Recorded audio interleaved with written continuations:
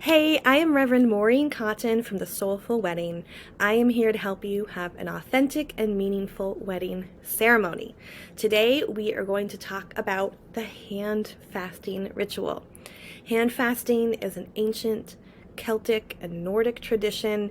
It comes from the time of oral tradition. So in truth, it's not something that we can know with certainty when it was created, who exactly practiced it, but we know that it had lots of variations, and it was really from a time when weddings were about community. They weren't in the church, they weren't government sanctioned, they were communities coming together. And in fact, there's different information out there about whether or not hand fasting was actually used as more of a betrothal, an engagement ritual, or even a trial marriage period, or the actual wedding ceremony, but has been adapted to involve the actual wedding ceremony, and some versions of it, which I'm going to share about today, when it actually involves tying a knot.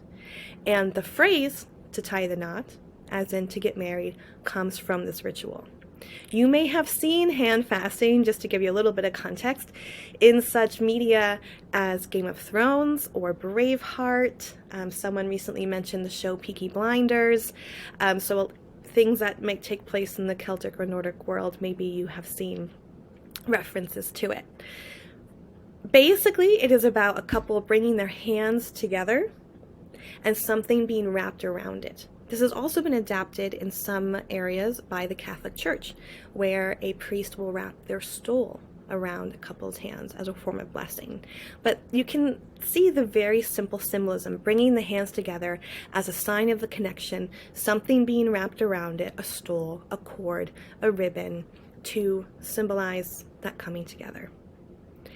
For the specific how-to, today I'm going to focus on the version that allows you to tie a knot, and for the step-by-step how-to, I'm going to, in the description of this video, on the blog page, wherever I put this, include a link to a gentleman in the UK, Martin, whose initials are MAD, and the video is MAD on hand fasting, and he walks you through how to do a hand fasting different ways. My favorite is the very first one that involves multiple ribbons and tying a knot. And the tying the knot in this version is extremely simple.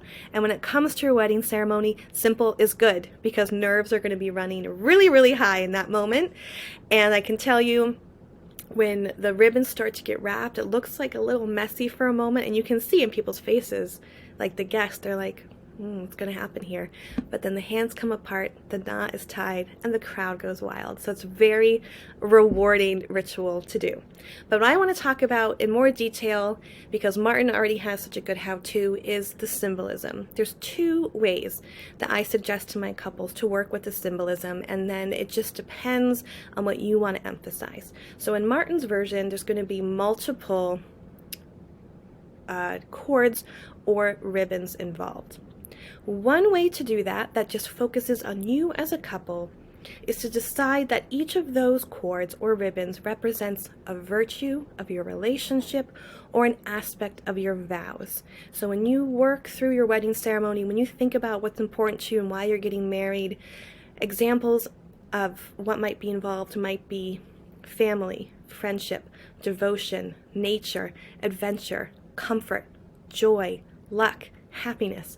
I don't recommend all of those. I recommend 3 to 4, but those are examples of different virtues, aspects of vows that I have worked with, and we draw out what is specific to that couple.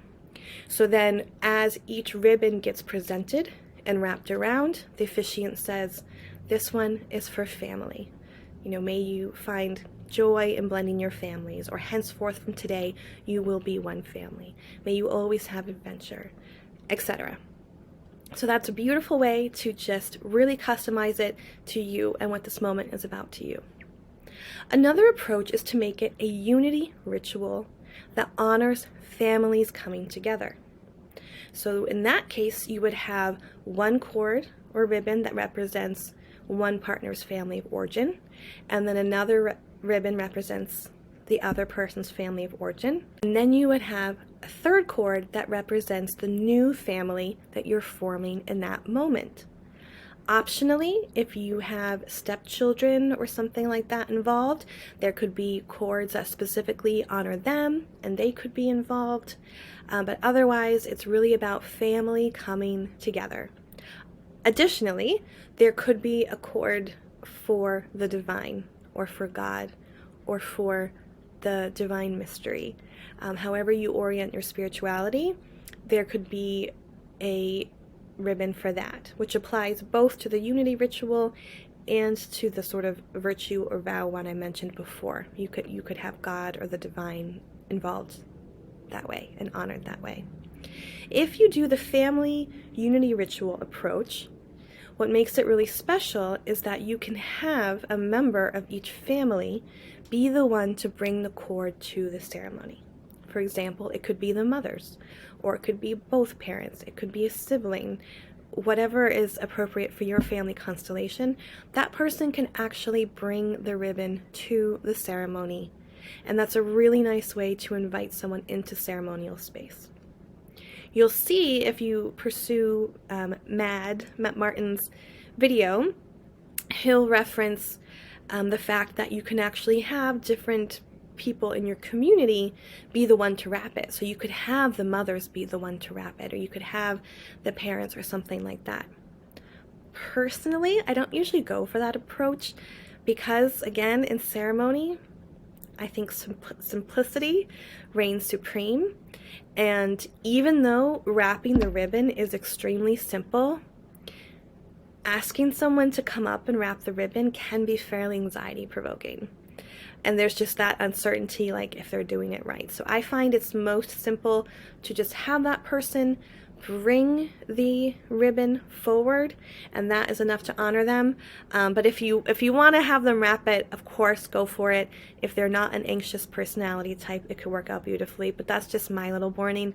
I like to keep things simple. I like to keep anxiety low. So I hope that's helpful. The hand fasting is a really beautiful tradition experiencing a big revival, and lots of luck and joy to you if you involve it in your wedding ceremony.